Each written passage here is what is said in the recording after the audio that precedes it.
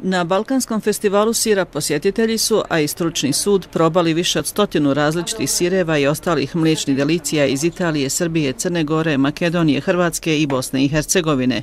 No zlato za Zlatni kolut drugu godinu zaredom pripalo je Livnu.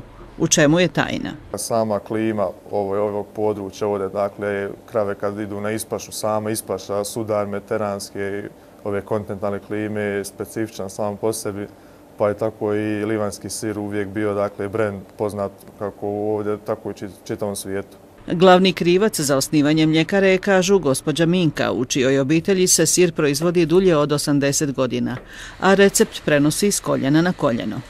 Danas je Minka, dakle, zadužena tamo za samu proizvodnju.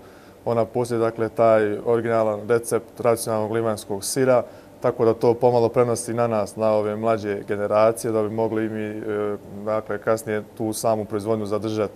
Imam 4 tehnologa koji imaju stvarno super ideje i tako da su oni došli na ideje livanjski sir da zamijeni sa začinskim sirom. Imamo paprika, imamo biber limun, kisela paprika s kajmakom, imamo pepa svet koji punimo sa sirom.